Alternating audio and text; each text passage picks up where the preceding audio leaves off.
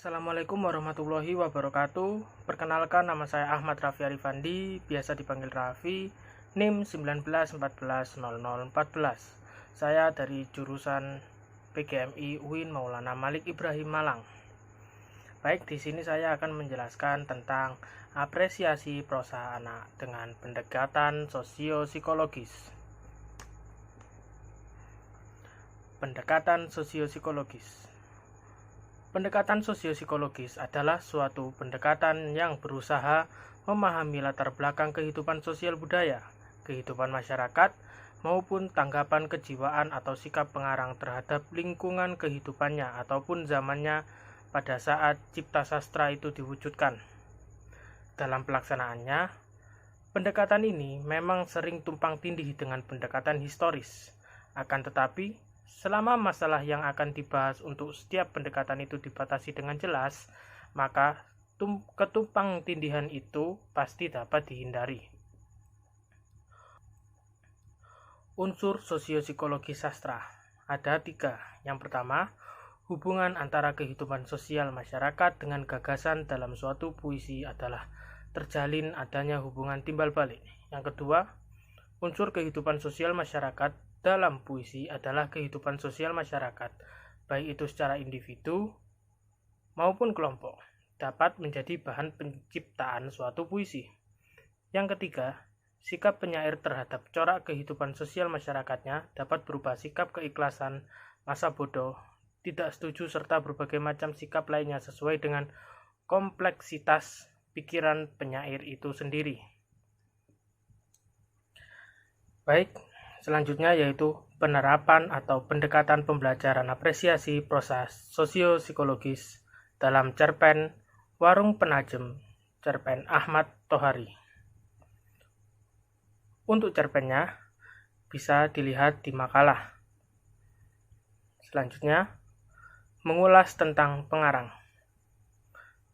yaitu Ahmad Tohari, lahir di Tinggarjaya, Jatilawang, Banyumas, Jawa Tengah, pada tanggal 13 Juni 1948 dan sekarang berumur 73 tahun. Adalah sastrawan Indonesia. Ia menamatkan SMA di Purwokerto, namun demikian ia pernah menduduki bangku kuliah yakni Fakultas Ilmu Kedokteran Ibnu Khaldun, Jakarta pada tahun 1967 sampai 1970. Fakultas Ekonomi Universitas Sudirman 1975 sampai dengan 1976.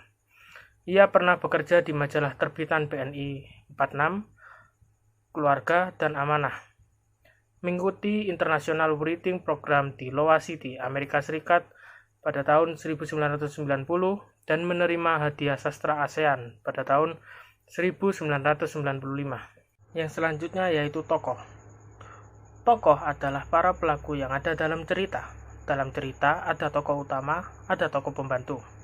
Ciri-ciri tokoh utama yaitu menyita sebagian besar penceritaan, terlibat hampir di seluruh peristiwa, dan menjadi pusat perhatian.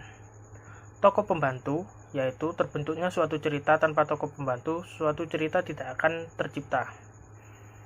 Baik, untuk tokoh yang ada pada cerpen Warung Penajem yaitu ada Kartawi. Kartawi adalah sebagai lakon utama cerita pendek ini. Untuk fisik, nama Kartawi, kondisi tubuh petani muda. Hal ini bisa dibuktikan pada paragraf pertama, menggambarkan bahwa Kartawi seorang petani muda, yaitu, dan petani muda itu terus mengayum cangkul. Selanjutnya, wajah, tampak lebih tua dan berdebu. Wajah Kartawi dikatakan tampak lebih tua dan berdebu. Hal ini disebabkan ia seorang pekerja keras. Hal ini dibuktikan pada paragraf pertama. Pada kalimat, wajah Kartiwi tampak lebih tua dan berdebu. Selanjutnya, usia.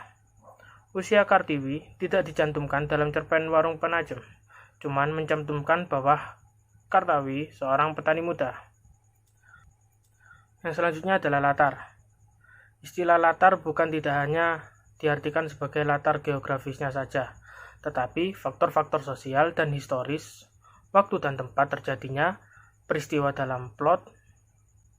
Untuk tempat pada cerita Warung Penajem, yaitu latar tempat cerita cerpen ini adalah di lahan garapan bisa dibuktikan pada paragraf 1 dan 2, yaitu debu tanah kapur memercik, dan petani muda itu terus mengayuni cangkul. Dan paragraf kedua, ketika lanjur garapan mencapai batas tanahnya, dataran tanah berkabur.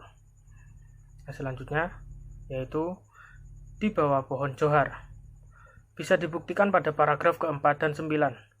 Paragraf keempat yaitu, Kartawi berdiri di bawah keteduhan pohon johar yang masih mempertahankan daun-daun terakhir. Dan paragraf 9 yaitu, masih berdiri di bawah pohon johar. Oke, sekian presentasi dari saya. Kurang lebihnya mohon maaf. Wassalamualaikum warahmatullahi wabarakatuh.